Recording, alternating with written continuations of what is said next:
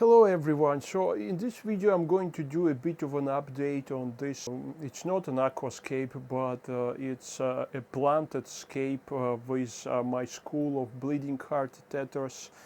And I worked quite a bit to create that scape because initially it didn't look very well. It was sort of chaotic and there was no composition, if you know what I mean, and plants were sort of scattered all over the place.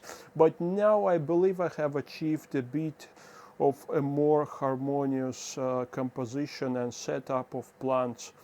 So I will do an overview on all the plants and everything that I have, filtration and everything else that I have in this setup, and we'll also do a bit of maintenance. More specifically, I will replace that airstone which I have in the back with this new product, hygger OxyBlast bubble strip. So I'm hoping that it will create this sort of a beautiful wall of bubbles in the back of the tank. I have left that space in between this piece of driftwood covered with moss and those stems of Echinodorus, specifically to have this longer strip, sort of airstone strip, so to have this wall of bubbles in the back. We'll see if this is going to provide me with what I want. But before we do the maintenance, let's have a look at this setup. In this corner, I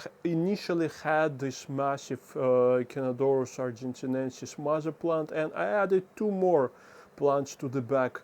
They were growing in one of my Echinodorus vases, but as with most of my Echinodorus vases, they're quite small, and these plants, they have overgrown the vase, and at some point when there's no more space for the roots to expand, they start going bad because well, there was just no space for them to grow any further, so I had to replant them, and I replanted them in here, and I think they look great. So there's kind of this forest, a sort of a wall of Echinodorus stems. And it's actually the new Echinodorus which I've just added. It started flowering, which I guess is a sign that it feels good in here. Also, I have here in the back, I have this piece of mangrove driftwood, all covered with various mosses. It's quite hard to see it, but it looks good. In the front, I have here a collection of different crypts, Cryptocarine willisii, Cryptocarine becketi, whatever you want to call it, Echinodorus reini, and Echinodorus gladifolius. Also, quite a few Lobelia cardinalis. It did not grow very well for me for a very long time, and it just recently that this Lobelia cardinalis plants started to grow properly. Well, what else do I have in here? I have here a collection of stem plants. I trimmed them just recently. A couple of species of Ludwigia and Rotala blood red. Maybe I also have here Rotala rotundifolia. I don't remember. Maybe.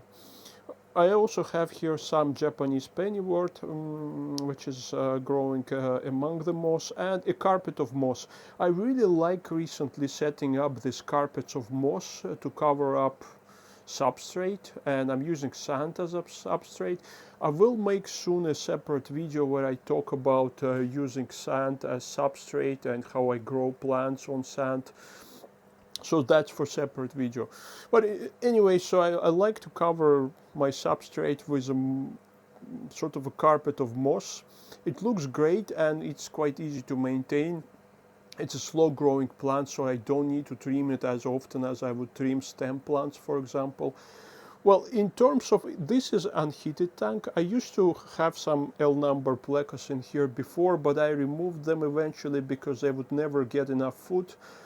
And now it's unheated tank, which means that it is at room temperature, and the room temperature in here is 25 degrees Celsius, which is perfectly fine for bleeding heart tetras. They actually can live even in a lower temperature, so they're feeling great. There is an LED lamp, which I think is okay.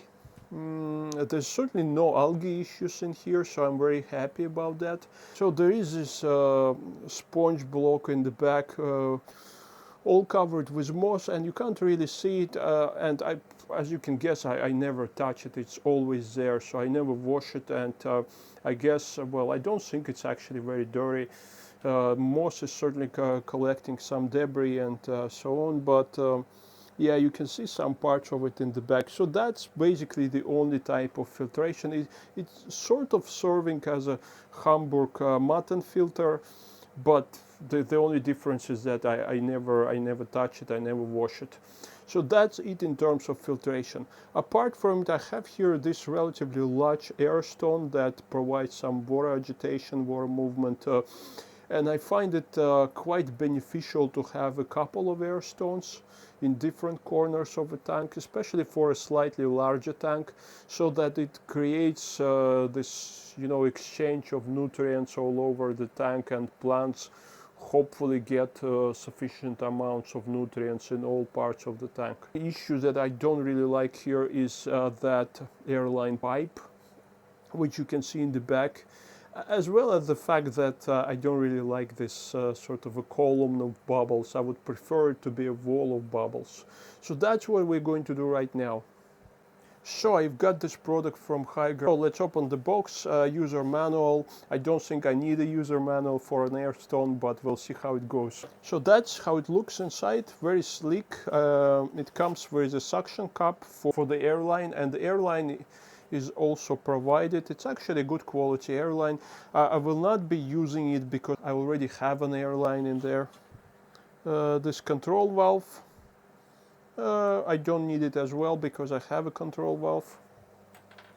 So that's what I need most of all. That's what I actually need. So that's the airstone itself. It's not a classical airstone, as you can see. It's made of PVC. It's a fairly solid material, almost feels like metal.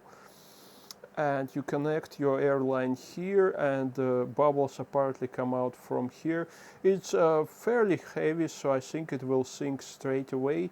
Because I will keep it in the back of the tank, I don't think I can even see it from behind the plants. Alright, so let's see how it's gonna work, and I'll connect it straight away. Yeah, so I have here this regular airstone.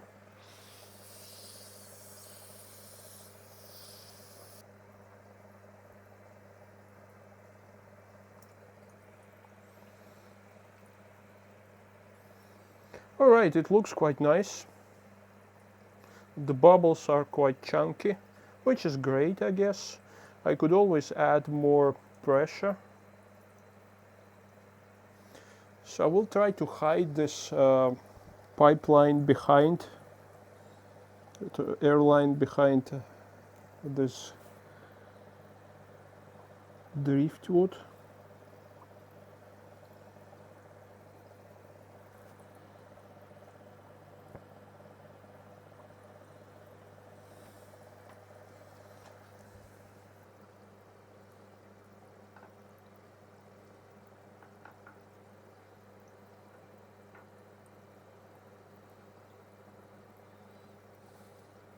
The airstone is installed. It's looking actually great. This is exactly what I wanted.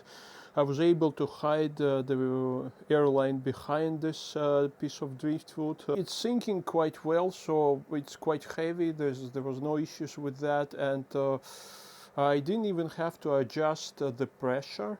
So yeah, I'm quite happy with how it works for now. I don't know if it can clog fast, but I think as compared to this kind of airstone, it shouldn't be clogging as fast, and it probably should be quite easy to wash it. So right, so that was a bit of a brief update on this new setup that I've created. So actually not necessarily a new one, but I rescaped it and I made it look a bit more decent, so it fits with the rest of the tanks in this fish office. Because this upper layer of fish tanks is actually my sort of display level of fish tanks, and I wanted them to look very nice. Alright, so I see you soon in the further videos.